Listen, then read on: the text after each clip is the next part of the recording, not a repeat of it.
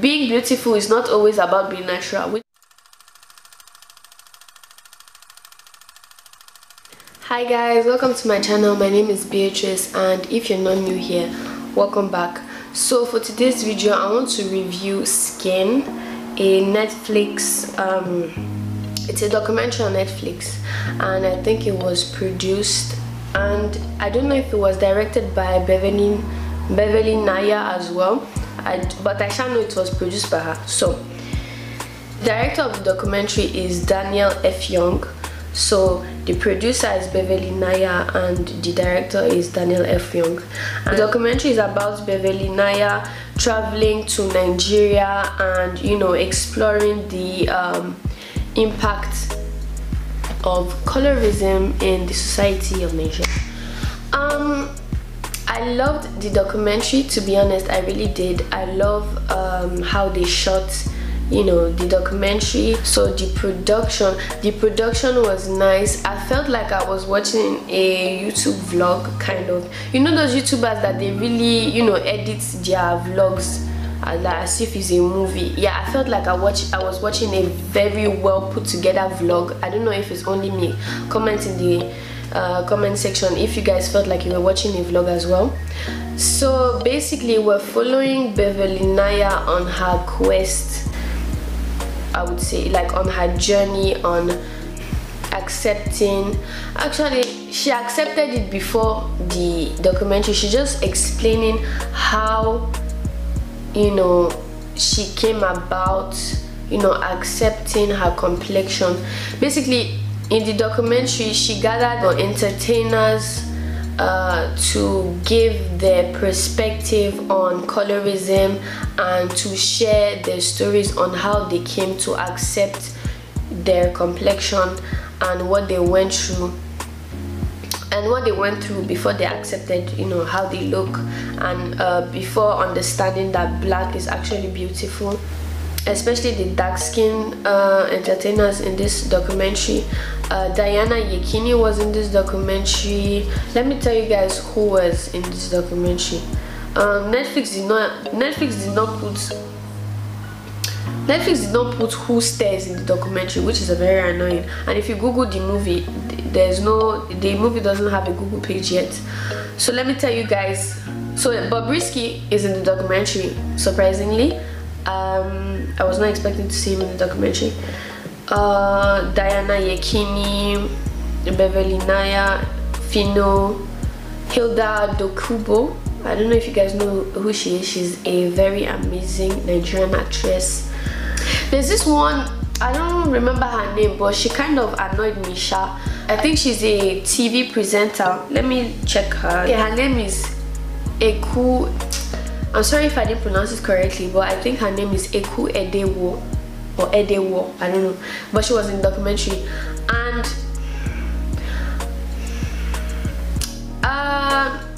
she kind of irritated me because of, I understand that light-skinned people have struggles, you understand, but let's not act like they suffer from colorism the most. I know that it's not a suffering Olympics or competition, but it's just facts. Like, you know, they have privilege when it comes to colorism. So when she was saying that there's one role that was turned down, like she auditioned for a role and they turned her down because she wasn't black enough, I felt like she was diverting the whole concept of the documentary. The documentary is to show how and why dark skin is beautiful. That's why they were showing why people bleach. They were showing the struggles they go through. They even showed a woman that was regretting her life. She was crying while she had to, because of the thing is that you need to keep up with bleaching. I don't really know how it works. I just know it's very toxic. There's mercury inside bleach, you understand? It's very toxic. You can get skin cancer. It damages your skin. So we're talking about bleaching, you know, and we're talking about what dark skin people face in a society where colorism is very prominent, a society like Nigeria, and then you're saying that you're not black enough. Read the room, read the damn room, okay? It's not the time, not the moment. She said it herself. She's partly black. You are partly black. The role asked for a black person.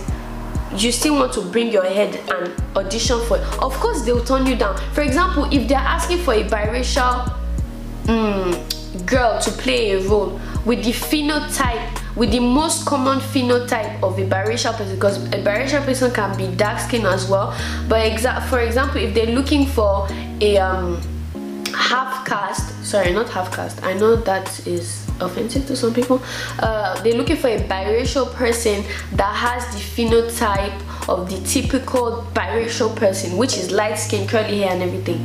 So imagine they're asking for that in the audition, and I come and audition. Of course they're going to turn me down. They'll be like, madam, that is not what we're looking for. I'm so sorry, you are not light skinned enough. Then I will go and complain and be like, oh my god, they said I was not light enough. Of course they said you were not light enough. That is not what they were looking for.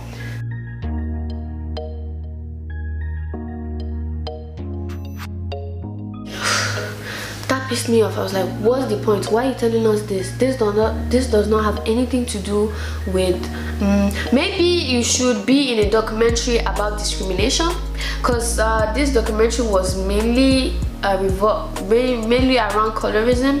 Pheno too is a light-skinned black person with, you know, green eyes. His eyes is very pretty. He came and he was like, your skin does not define you, your skin does not make you a good person, your skin does not make you kind, you have to work on yourself. Sir, uncle, we know this already. You understand what I would have liked for him to do, what I expected from him, because Pheno is he's very light-skinned, but he have Afrocentric features, like his nose, you understand, you can guess that he's like West African, you know, he has the typical features of a West African. So what I would expect is maybe him explaining how maybe his light-skinned affected, let's not say affected, impacted maybe his career in the entertainment industry. Maybe also explaining or telling us what he noticed, you know, the behavior, like how people treated him versus another person that may be darker than him, you know. That would have been interesting. I feel like the only person that was honest about their light skin privilege was Hilda Dokubo. She said it so beautifully. She even explained that it goes as far as, you know, it goes beyond just, you know, the physical stuff. It's so bad, you know. White supremacy has been so indoctrinated into Africans that we bring it into spirituality as well, into religion. Like a black spirit is bad, a white spirit is good, you understand? When you're fair, you're very fair skinned, they'll start calling you Mami Water, you know. They're going to connect you to the goddess of fertility and stuff like that. And then when you're really black, they connect you to, you know, death. And masquerades most times are black and ugly and stuff, and then the white spirit is light, bright and stuff like that. So basically, just like how they condemn black magic, like if you're practicing black magic is evil, if you're practicing white magic is pure, you know, you're doing something saintly, if I can put it that way. Yeah, so I thought that was really interesting that she put it in that way, and she acknowledged the fact that that's how it is, that when you're light-skinned they associate you to only good things, you know, and then when you're dark-skinned they associate you to bad stuff, you know, to dark stuff. Like darkness is automatically a bad thing. And that's really what I feel like that was the essence of what they were trying to showcase in this documentary, how people think and why they think that way. I feel like they could have gone beyond that and really showed the genesis of why, you know, people think this way, you understand? For example, that little girl, there's a scene where she went to a school, a primary school I believe, and she was, you know, questioning the kids and saying if they like their skin, and if they don't, why, and what skin would they prefer to have instead of the skin that they're in. One girl was making perfect sense. I'm sure that maybe, you know, her house, they have a strong foundation and everything, because she was basically saying it's not about your skin, it's about how you act, how you carry yourself. But there was this girl, she was like, I'd like to be lighter, I don't want to be really light, but I'd like to be lighter, I do not like black skin. And so Beverly, Naya, she was asking the little girl, why don't you like your skin? She was not able to say why she doesn't like her skin. And I think that's most Nigerians. They don't know why they don't like dark skin. They just know that they don't like it, but they don't know why they don't like it. They don't know what's doing them, you understand? They can't put a term to their feelings, and they cannot find the genesis of why they feel that way. And I feel like that's really sad, because when you don't know why, there's no progress in that. You can't change what you don't acknowledge, and you cannot acknowledge it if you don't know that that's what's doing you, you understand? So another person that kind of struck me in this documentary is this lady. She was explaining how, you know, not loving herself and not appreciating her skin really affected her in a big way. She got married to somebody for all the wrong reasons. She felt like, oh my god, he chose me, you know, he thought I was worthy, so she married him. And did she say under, like, in 3 weeks or 4 weeks she divorced him, because she realized that she's capable of so much more. She deserves to be treated well. He's not her only option, you know. And she was just saying how she wishes that she knew this before, you know, in her younger days, and she feels like she wasted so much time not knowing that, not knowing her worth, you know. And so in her eyes, people like Beverly, Naya that are still young, and other young girls, she basically lives vicariously through them, you know. And she's very glad that now she knows, and she's going to make the most of it now, but she would have preferred to know this sooner. And I feel like, you know, for the next generation, they really need to know this, you understand? It's very important for us to dismantle this. And the conversation of colorism is not big in Nigeria, and I don't know why, because colorism exists in Nigeria too. White supremacy is global, understand? Especially in Nollywood, like, light-skinned girls in Nigeria are worshipped. And even if you don't have light skin, you just, with like the texture of your hair, if it's curly, you know, they will say, oh, you must be mixed with something, you know, because of, they don't associate anything good, healthy, something that has flourished beautifully to just it being just mainly black. It's just not possible. You must be mixed with something, or something mixed with you. Like, I don't get. And I think it's sad, because of, obviously we're doing a bad job. I mean, there are still kids that don't love their skin. There are still kids that feel like light skin is special. Light skin is, everybody, we're all special in our own respective category and lane, you understand?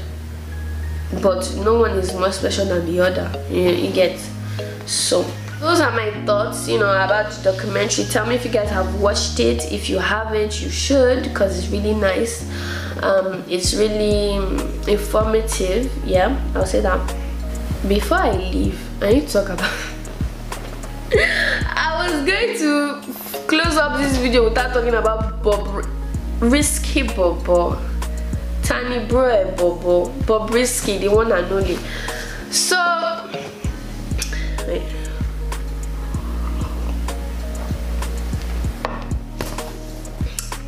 I mean, he didn't say anything that's groundbreaking. Like, what he said I already knew. He said most times people that bleach, it stems from a place of insecurity. He started bleaching because he thought he was ugly, because in that sense, that is what he's saying. He's saying dark skin is ugly, because the way he describes his evolution from Idris to Bobrisky. Sorry, the way she, I need to get used to calling him she. The way she